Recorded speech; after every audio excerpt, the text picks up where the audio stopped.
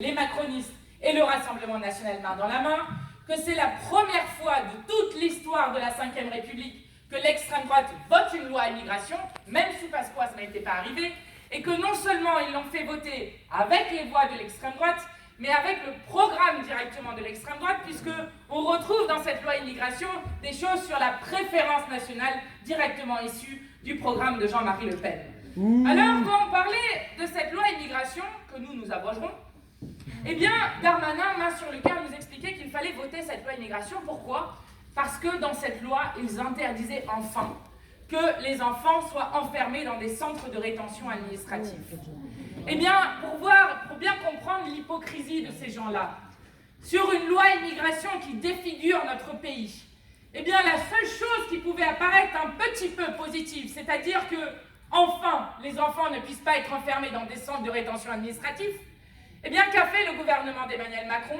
Ils ont œuvré en coulisses en Europe pour que les enfants puissent toujours être enfermés, mais pas en France, mais aux frontières de l'Union européenne, par exemple en Libye, et y compris dans les hotspots, à l'entrée justement des pays, ou notamment en Méditerranée. Donc ces gens-là qui vous expliquent que maintenant on n'enfermera plus des enfants en centre de rétention administrative, ont tout fait, et donc dans le pacte immigration, ces enfants peuvent de nouveau être enfermés dans des centres de rétention administrative. Ces gens sont des hypocrites et ils n'hésitent pas à s'allier avec l'extrême droite pour faire passer les pires lois. Et quand je vous disais que c'est en quelque sorte représentatif de ce qui se passe dans l'Union européenne, vous avez le choix entre les macronistes qui prennent le programme de l'extrême droite pour les mettre directement dans nos lois, que ce soit les lois françaises ou les lois européennes, ou avec l'extrême droite eux-mêmes, puisque pourquoi choisir la copie, qui ont notamment M. Légéry sur leur liste. Qui est M. Légéry? C'est intéressant de le savoir.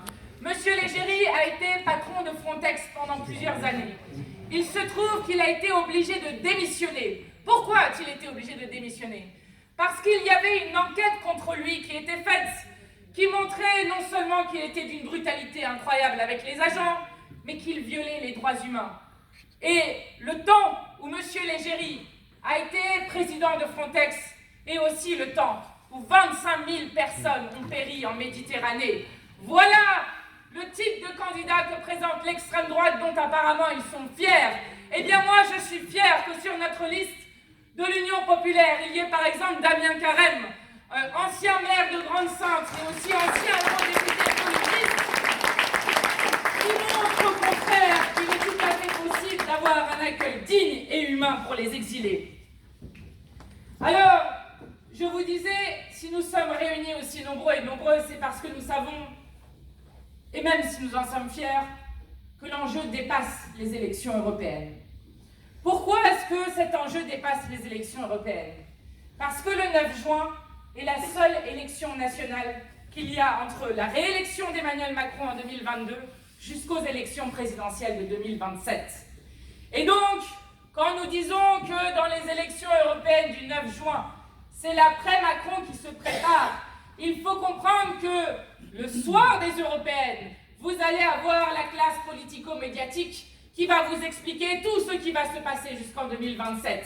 Et je regrette profondément que ceux qui étaient nos partenaires de la NUPES aient fait preuve d'une irresponsabilité telle que nous aurions pu arriver dès maintenant, premiers à l'élection européenne, ce qui aurait bien sûr changé le signal envoyé au pays, puisque tous les sondages montrent que si nous avions été unis aux élections européennes, nous aurions été premiers au soir du 9 juin, et nous avions même proposé de laisser la tête de liste. Mais ce n'est pas pour ça que nous allons nous résigner. D'abord parce que, vous le savez, une campagne, c'est une dynamique. Et ensuite, parce qu'un vote ne se fait que le jour d'un vote. Et que ce sont celles et ceux qui se déplacent avec leur bulletin de vote qui font le résultat d'une élection. Nous sommes de celles et ceux qui continuons coûte que coûte de porter le programme de la NUPES, de faire la stratégie de l'Union populaire et de dire que oui, quoi que décident les autres, nous pouvons toujours faire advenir un autre monde.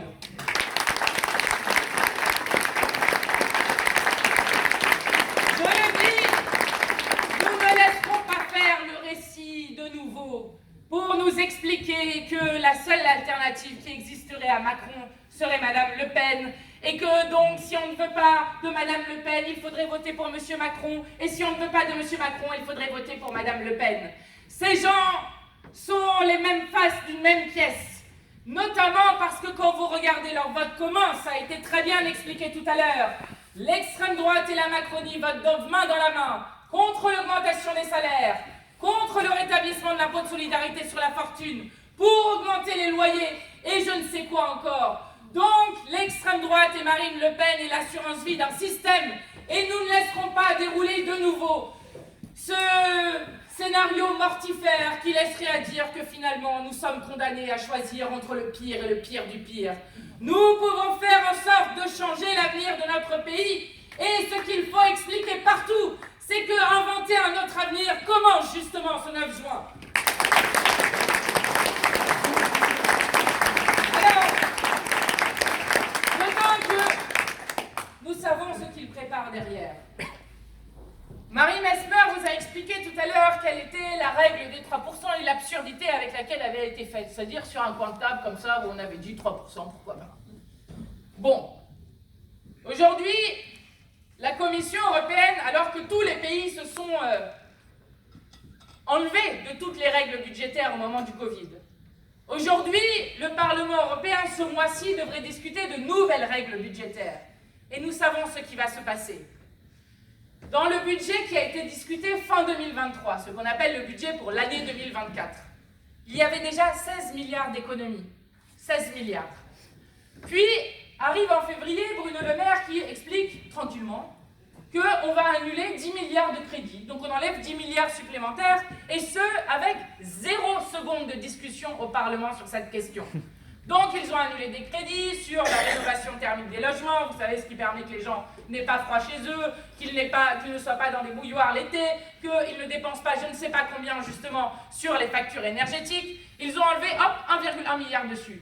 Ils ont enlevé surtout sur l'éducation, 700 millions sur l'éducation, comme si on pouvait encore enlever à l'éducation alors qu'elle est déjà à l'os. Ils enlèvent sur la santé.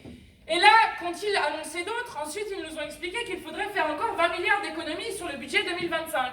Et puis, ce jeudi, tranquillement, ils viennent et ils expliquent qu'il va falloir encore enlever 10 milliards, maintenant.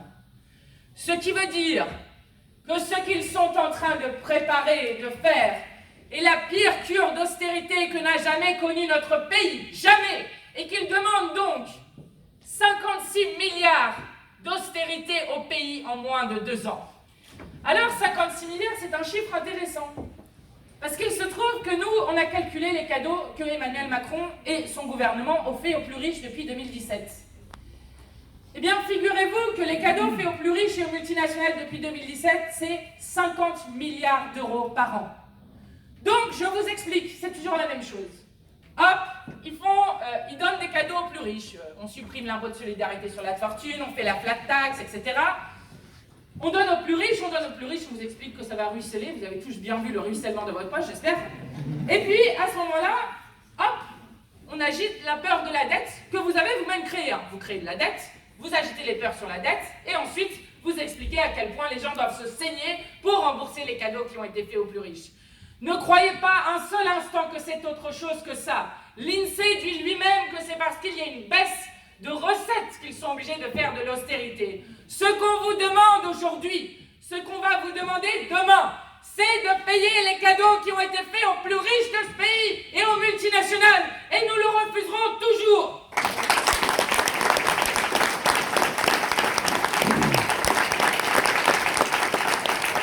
Et pour vous dire à quel point c'est important de refuser tout cela, je vais vous faire un petit panorama du concours Lépine des horreurs qu'ils ont fait sur où est-ce qu'ils devaient trouver l'argent. Vous avez compris, les 16 milliards c'est déjà fait, les 10 milliards c'est déjà fait, les 10 nouveaux milliards on ne sait pas où ils vont les prendre, un peu sur les collectivités, un peu sur l'État, alors où exactement on ne sait pas. Mais du coup, alors ils trouvent des idées à peu près toutes les 2 minutes pour savoir dans quelle poche ils vont prendre. Alors d'abord, ils proposent évidemment de prendre aux chômeurs, parce que bien sûr c'est facile de prendre à celles et ceux qui sont privés d'emploi, même si on sait qu'il n'y a pas assez d'emplois disponibles, et donc en fait les chômeurs n'ont jamais choisi d'être au chômage, c'est juste qu'ils ne créent pas d'emplois là où on en a besoin, à l'hôpital, dans l'éducation, pour avoir 300 000 nouveaux paysans, dans la bifurcation écologique, etc. etc. Donc, ils veulent faire une nouvelle réforme de l'assurance chômage. Je rappelle qu'il y a déjà eu une réforme de l'assurance chômage en 2019, en 2021 et en 2023, et que les réformes qu'ils ont faites, à part appauvrir les gens, n'ont rien fait sur l'emploi, n'ont eu aucun effet sur l'emploi, et c'est pas moi qui le dis, c'est des rapports, y compris du ministère, qui le disent eux-mêmes. Mais si ça a fait quelque chose, et c'est pour ça qu'ils vous expliquent que les chiffres du chômage baissent, c'est qu'il y a eu 50% de radiation en plus de chômeurs de Pôle emploi en 3 ans. Voilà ce que ça a créé, c'est-à-dire une spirale de pauvreté pour des gens. Donc ils veulent s'en prendre aux chômeurs. Ensuite, ils veulent s'en prendre au peuple. C'est ce qu'on vous a expliqué tout à l'heure sur la TVA sociale. Je ne sais pas pourquoi ils appellent ça la TVA sociale, mais en gros, la TVA sociale, c'est quoi?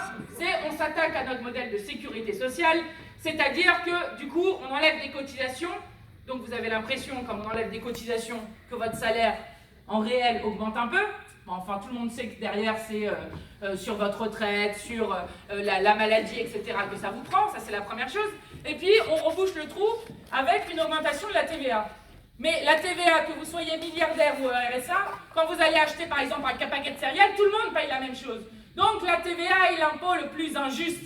Et avec Jean-Luc Mélenchon dans la campagne présidentielle, nous l'avions dit qu'il voulait faire cela pour récupérer de l'argent sur le dos et sur les poches des peuples. Et à ce moment-là, qu'est-ce qu'il nous avait dit? Que nous étions des menteurs.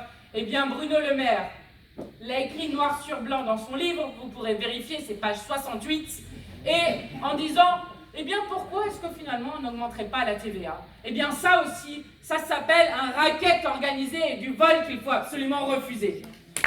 Ensuite, ils veulent prendre sur les malades. Alors sur les malades, ils vous ont déjà pris puisque on a eu un doublement de la franchise sur les médicaments à la fin du mois dernier. Plus ils pensent à augmenter les jours de carence. Vous savez, quand vous vous mettez en arrêt maladie, on augmente le nombre de jours où vous ne serez pas payé parce que apparemment dans ce pays, les gens font exprès d'être malades et de se mettre en arrêt maladie. En tout cas, c'est ce qu'ils pensent. Et puis là, ils viennent de nous inventer quelque chose d'extraordinaire qui s'appelle la taxe lapin. Alors, heureusement que le ridicule ne tue pas. Qu'est-ce que c'est la taxe lapin? C'est si vous mettez un lapin à votre docteur. C'est-à-dire, si vous n'annulez pas votre rendez-vous 24 heures avant, alors vous devrez payer 5 € sur le rendez-vous qui n'a pas été fait. Je vais vous donner les chiffres que les syndicats ont donnés. Il y a 6 millions de rendez-vous qui sont non honorés. Alors, et souvent, quand on regarde, c'est par exemple des gens, d'un coup, on doit garder le petit, d'un coup, on vous change vos horaires de boulot au dernier moment, et donc, ils ne peuvent pas honorer un rendez-vous. Mais s'il y a 6 millions de rendez-vous non honorés, il y a 50 millions de rendez-vous non pourvus, parce que les gens n'ont pas accès à des médecins. Et quand il y a un Français sur 4 qui renonce déjà à se soigner, eh bien, c'est un scandale qu'on continue de nouveau à attaquer la santé des gens et à vouloir prendre dans leur poche.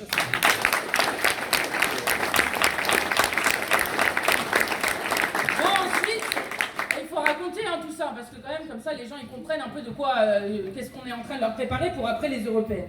Ensuite il y a Sylvain Maillard qui a proposé autre chose. Alors Sylvain Maillard c'est le président du groupe Renaissance à l'Assemblée et accessoirement c'est celui qui croyait qu'il n'y avait que 50 personnes SDF en Ile-de-France et que ces 50 personnes SDF l'étaient uniquement par choix et pas du tout par manque de logement. Alors, donc c'est pour vous dire qu'il est ancré dans la réalité, Sylvain Maillard. Alors Sylvain Maillard par exemple, lui il propose tout simplement, c'est simple, on n'a qu'à faire un gel des pensions de retraite et des prestations sociales, les allocations familiales, le RSA, etc. Donc on ne suit plus l'inflation, on fait juste un gel et donc on vole les retraités, on vole les personnes qui reçoivent ces prestations sociales, donc qui ont des droits. Eh bien ça c'est la solution Maillard, qui pourrait être une des solutions dans leur concours l'épine de l'horreur. Et puis enfin, vous avez Monsieur Guérini. Alors Monsieur Guérini, qui d'abord était celui qui était le responsable du parti Renaissance, qui est maintenant ministre de la transformation de la fonction publique, lui il dit « Je veux qu'on lève le tabou du licenciement dans la fonction publique ». En plus de proposer qu'on change les catégories sur les fonctionnaires pour qu'il y ait une rémunération au mérite, comme ils aiment dire. Alors, non seulement c'est absolument impossible qu'on laisse passer ça, parce que je le rappelle, les fonctionnaires sont ceux qui font une fonction essentielle pour faire en sorte de tenir le pays debout et d'assurer des missions d'intérêt général, et que le statut de fonctionnaire ne vient pas de nulle part, il vient de luttes qui ont été faites, et notamment de la nécessité d'indépendance des fonctionnaires. Parce que je vous laisse imaginer ce qui va se passer quand vous allez avoir un pouvoir qui arrive d'un bord politique qui dit celui-là j'en veux pas, celui-là j'en veux pas, celui-là il revendique trop, j'en veux pas, et donc on peut les dégager. Ce n'est pas un emploi à vie qui est donné aux fonctionnaires, c'est une garantie d'emploi pour pouvoir faire leur travail pour l'intérêt général.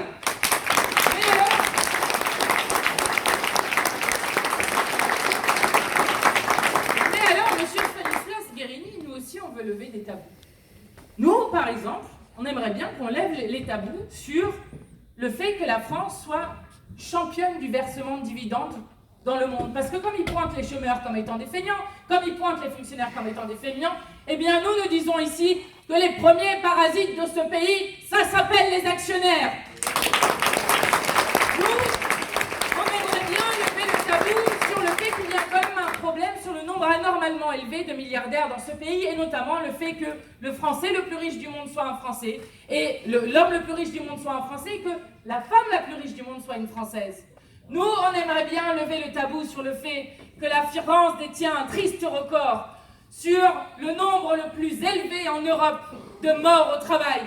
Nous, on aimerait bien lever un tabou sur le fait qu'en France, aujourd'hui, la mortalité infantile recommence à augmenter depuis 2015 et que la mortalité infantile est regardée par toutes les institutions internationales comme étant un des facteurs principaux de développement. Et qu'en 2021, c'est 2700 enfants qui sont morts avant leur premier anniversaire, dont beaucoup de décès qui auraient pu être évités si on avait notamment des services de néonatologie qui étaient dignes de ce nom, si on payait correctement les gens. Eh bien ça, c'est un tabou qu'on aimerait lever. Pourquoi est-ce que dans la 7e puissance économique au monde, il y a autant de malheurs qu'ils ont créés et autant de riches de l'autre côté? Voilà le tabou que nous allons lever dans cette élection.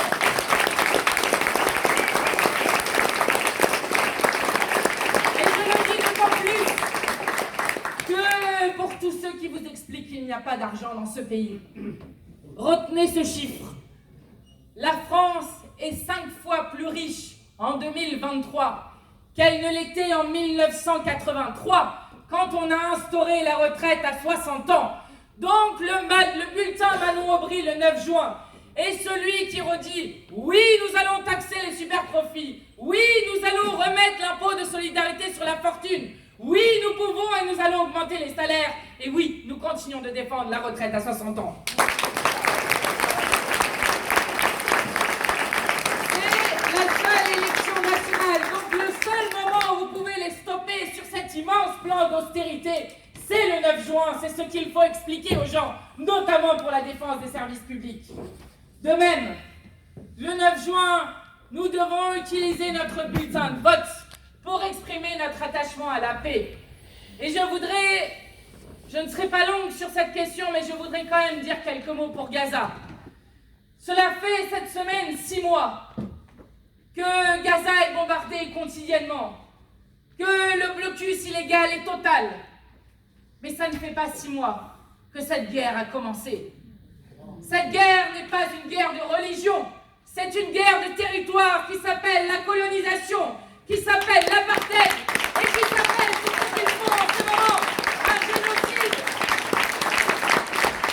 Puisque depuis que la Cour internationale de justice a émis des mesures conservatoires contre le gouvernement d'extrême droite de Netanyahou, que Netanyahou n'a absolument pas respecté, où il parlait de risque de génocide, eh bien depuis, après avoir demandé à tout le monde d'aller vers le sud, ils expliquent, et cette semaine encore, qu'ils ont trouvé une date pour lancer l'offensive à Rafah, où 1,5 million de personnes se retrouvent sans eau, sans nourriture, sans électricité et sans aucun moyen sûr où ils peuvent fuir. Alors, je vous le dis, ils peuvent nous flétrir autant qu'ils veulent. Ils peuvent faire ce qu'ils ont fait depuis des mois. Nous ne nous tairons pas. Et je le dis ici, je suis immensément fière d'avoir Rima Hassan sur la liste, juriste du droit international. Nous ne laisserons pas la Palestine disparaître. Je le dis d'autant que nous avons accueilli il y a un mois de cela des soignants qui étaient partis à Gaza, avec une association qui pour 15 jours envoie des soignants à Gaza et ensuite les fait tourner pour que ça ne soit pas trop dur. Et je pense notamment à Iman, une infirmière qui est revenue de Gaza et qui est venue témoigner à l'Assemblée nationale. Pour comprendre le franchissement d'horreur qui est fait actuellement à Gaza, Elle racontait un médecin palestinien qu'elle a trouvé en pleurs. Il venait de sauver une petite fille de 8 mois.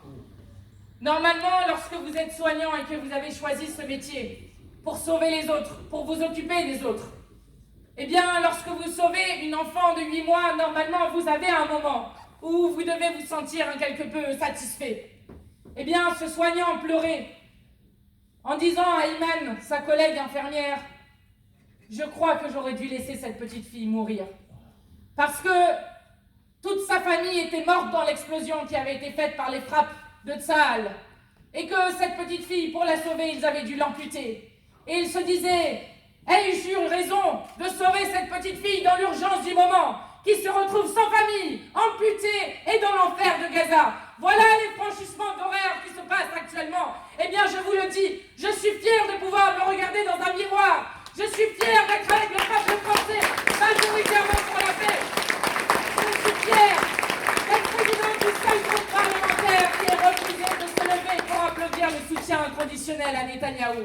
Et je vais vous dire, les choses sont en train de changer. Peut-être avez-vous vu, mais Emmanuel Macron a fait une tribune pour appeler un cessez-le-feu avec le roi jordanien et avec le président égyptien. Et puis, il a mis sur Twitter une petite vidéo sur laquelle on voit un avion qui est en train de larguer à la fois des vivres et des médicaments sur la bande de Gaza. C'est très bien tout ça. Mais la question qui est posée, c'est la question des actes. Parce qu'il ne peut pas à la fois demander un cessez-le-feu et ne pas répondre au courrier que je lui ai adressé vendredi avec 114 parlementaires pour demander un embargo et une interdiction des ventes d'armes à l'État d'Israël.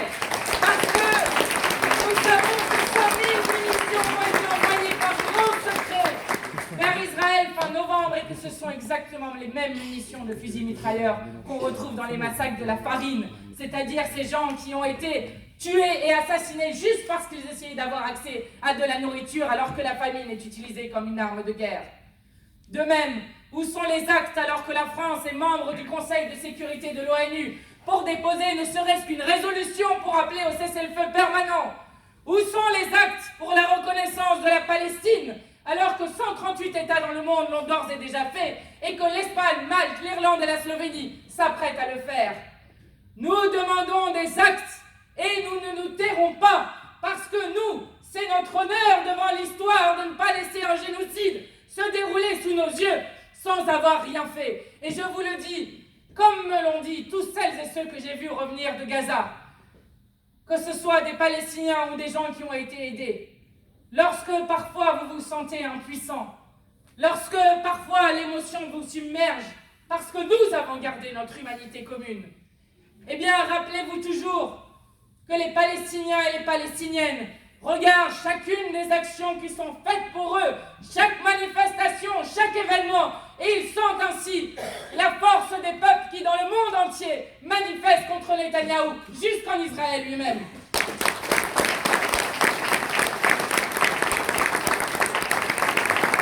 Oui, c'est la première fois que pour les élections européennes, l'international est un enjeu.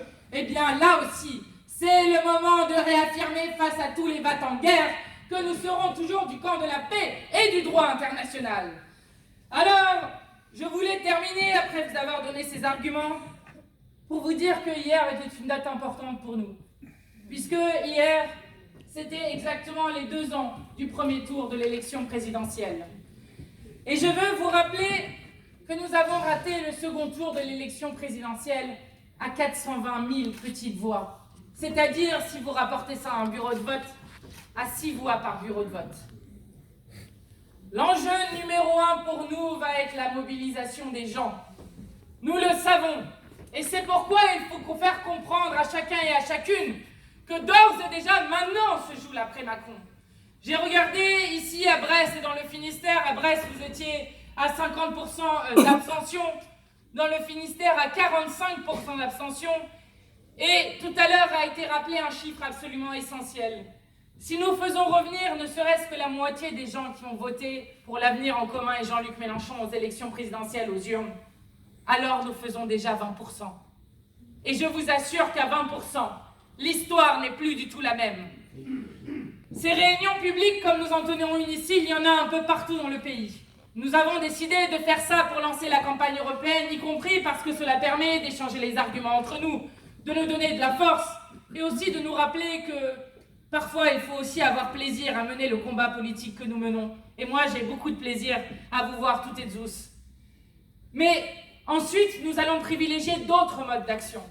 Pourquoi? Parce que dans ces réunions publiques viennent souvent des personnes qui sont convaincues et qu'il faut se rappeler, rappelez-vous la première fois où vous êtes allé dans une salle, qu'il est parfois compliqué de franchir le seuil d'une salle. Lorsque vous ne connaissez personne, lorsque vous n'êtes jamais allé dans un meeting ou dans une réunion politique. Donc, il faut aller maintenant dans une autre phase de la campagne qui est celle d'aller porte par porte, demander aux gens s'ils sont inscrits sur les listes électorales, porte par porte, expliquer l'enjeu du 9 juin, porte par porte, redire juste la date du 9 juin et des choses aussi essentielles que par exemple l'élection présidentielle se fait en un tour seulement. Vous ne pourrez pas aller au second tour si vous avez oublié le premier tour. Il n'y a qu'un tour à l'élection européenne. Je le dis parce que ce sont des choses d'éducation civique, politique qu'il faut faire dans le pays. C'est comme ça que les gens comprendront l'enjeu de leur vote.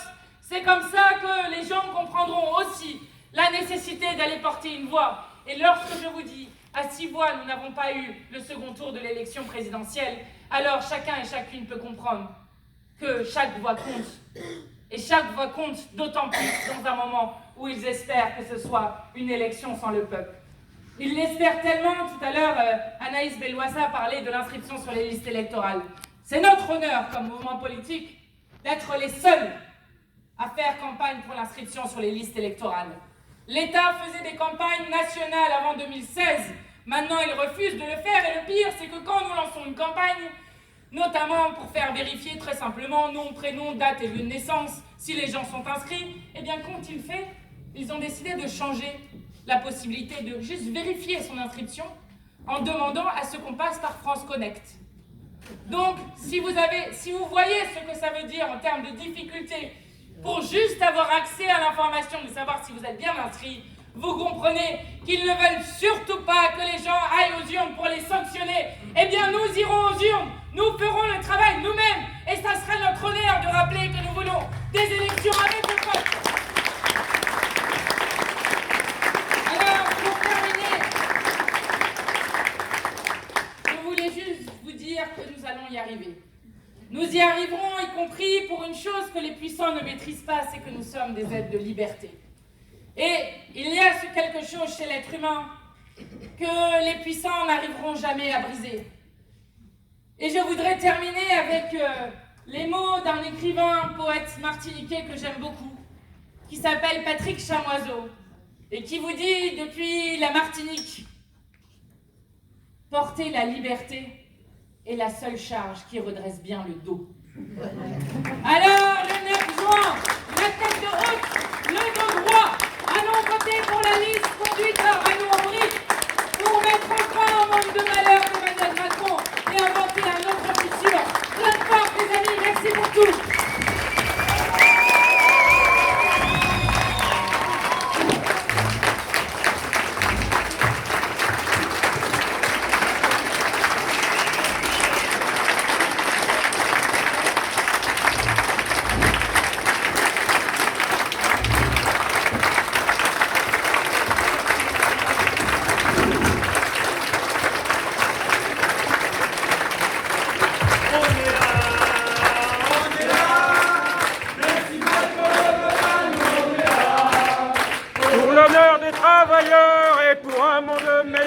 Même si Macron ne le veut pas, nous on est là.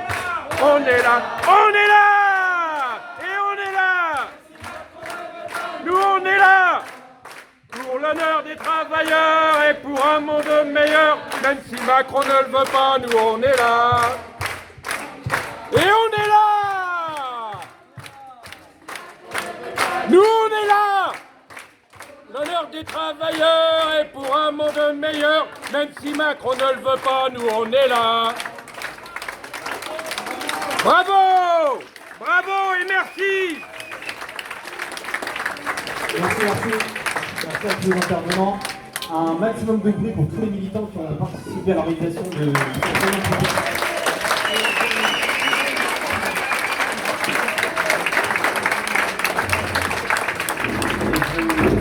Pour rappeler en sortant, on a beaucoup parlé de Gaza, il y a des affiches de l'FPS, l'Agence Palestine à la sortie, que vous pouvez aller voir et récupérer, acheter pour donner de la force à cette organisation qui fait un gros travail ici et dans toute la France pour les manifestations. Vas-y, tu peux passer. Et je vous rappelle également qu'il y a des lignes de contact pour laisser vos contacts. Si vous voulez quitter une action, on a parlé de porte-à-porte pour les Européens, c'est important. Donc n'hésitez pas à laisser vos contacts pour faire des actions avec nous tous.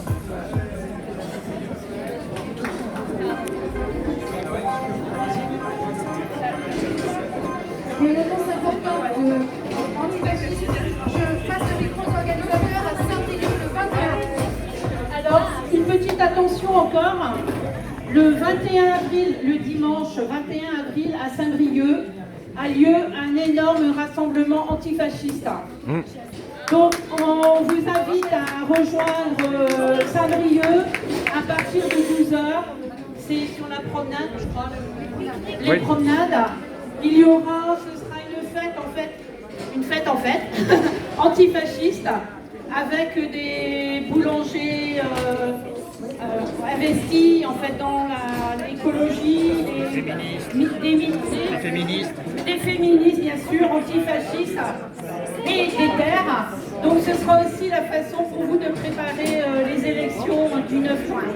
Donc venez nombreux, vous pouvez suivre sur les réseaux ou vous rapprocher des différents mouvements pour une organisation. S'il vous plaît, ne rangez pas les chaises, s'il vous plaît, ne rangez pas les chaises.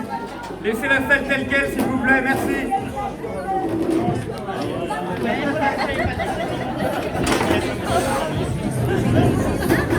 Écoutez la chanson, elle est rigolote.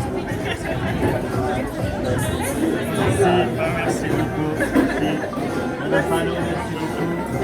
Salut Pierre, ça va? Ouais. Bon. Bah merci Mathilde. Merci beaucoup. Bon, Rien lâcher. Mathilde